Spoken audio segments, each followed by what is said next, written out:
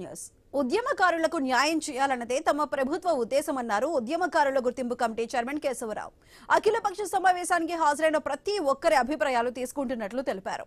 విద్యార్థులు ఉద్యమకారుల సంఘాలతో అనుబంధం ఉన్న వారిని మళ్లీ కలుస్తామని కేశవరావు చెప్పారు. ఇప్పుడు ఇక్కడ ఉన్న వాళ్ళు కాని వాళ్ళు ఇంకెవరైనా ఉంటే వాళ్ళని కూడా మీరు కూడా సజెస్ట్ చేయండి.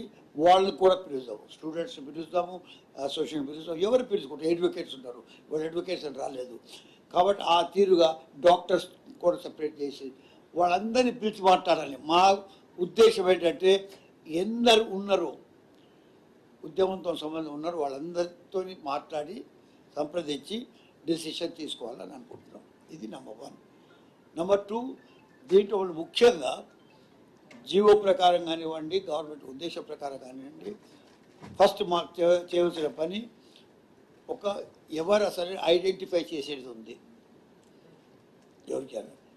రెండవది దీంట్లోపల ఇప్పుడు మొన్నటి ఉద్యమే కాకుండా తొలి దశ ఉద్యమం కూడదు, వాళ్ళని కూడా కలుపుకోవాలనేటి డెసిషన్ కూడా కమిటీ వాళ్ళు చెప్పడం వల్ల ఆ డిసిషన్ కూడా తీసుకురాం, ప్రభుత్వంకి చెప్తాం.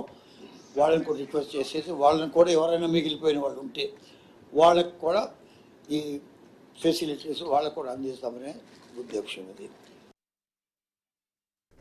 ఉద్యమకారులకు న్యాయం చేసేందుకు రాజకీయాలకు అతీతంగా సలహాలు సూచనలు స్వీకరిస్తామని మంత్రి పొన్నం తెలిపారు. అందుకోసం ఉద్యమకారులందరిలోనూ మాట్లాడతామన్నారు. నష్టపోయిన అందరికీ న్యాయం చేస్తామని చెప్పారు పొన్నం.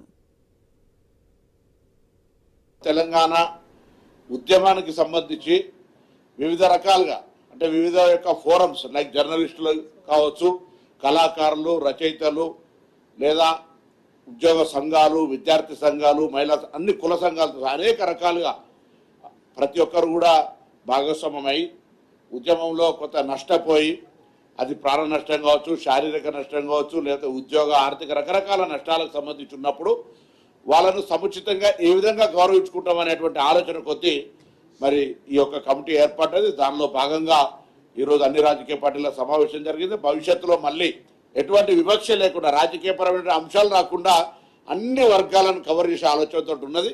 దీని తదులోనే కార్యాలయం ప్రారంభం సందర్భంగా ఏదైనా సలహాలు సూచనలు ఇవ్వాలంటే ఆన్లైన్ కావచ్చు, ఆఫ్లైన్ కావచ్చు ఒక వ్యవస్థను ఏర్పాటు చేసే ప్రయత్నం చేస్తాను.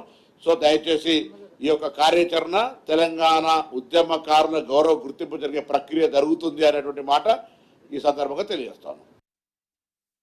ఉద్యమ సమయంలో తన జీవితంలో యవ్వనం పోయిందని ఆదుకోవాలని ఉద్యమకారులు కోరుతున్నారని ఎమ్మెల్సీ కోదండరాం తెలిపారు. అందుకోసం ఉద్యమకారుల జేఏసీలు ఉన్నాయని వారందరినీ కలుస్తామన్నారు.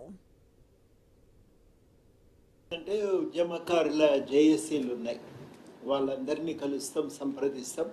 ఒక మాట ప్రత్యేకంగా చెప్పవలసింది ఏమిటంటే అన్ని యూనివర్సిటీల విద్యార్థి జేఏసీలతో కూడా సమావేశం అవుతాం, వాళ్ళ అభిప్రాయాలు కూడా తీసుకుంటాం.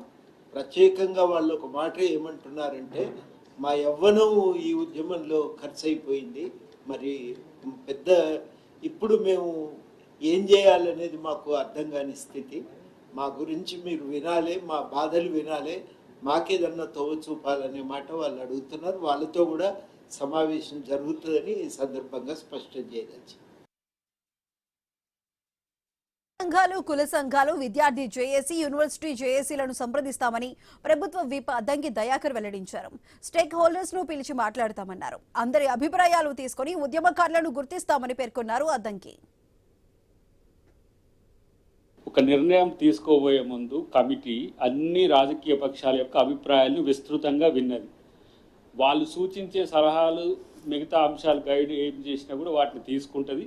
రేపు ప్రజా సంఘాలు ఉన్నాయి, కుల సంఘాలు ఉన్నాయి, విద్యార్థి జేఏసీలు ఉన్నాయి, కళాకారులు ఉన్నారు, జర్నలిస్టులు ఉన్నారు. ప్రతి ఒక్కరిని సంప్రదించడం, కన్సల్టేషన్స్ ఫస్ట్, తర్వాత వాళ్ళని ఐడెంటిఫికేషన్ కోసం మొడాలిటీస్గా ఒక 3-4 కానీ ప్రతిపాదనలు ఉన్నాయి, వాటిని తీసుకుంటాం. ఇప్పుడు ఎందుకంటే చనిపోయిన వాళ్ళు, గాయపడ్డ వాళ్ళు, కేసులు అయిన వాళ్ళు, ఇండిపెండెంట్ ఇంటలెక్చువల్స్తో పాటుగా మూమెంట్లో పాల్గొన్న ప్రతి ఒక్కరిని కూడా మనం గుర్తించాలి, వాళ్ళకి ఆ ప్రాధాన్యత ఇవ్వాలన్నది ముఖ్యమంత్రి గారి యొక్క ఆలోచన. వారి ఆలోచనకు డెమోక్రటిక్గా అందరి సలహాలు సూచనలు తీసుకోవాలనేది ఈ మీటింగ్ యొక్క ప్రధాన లక్ష్యం.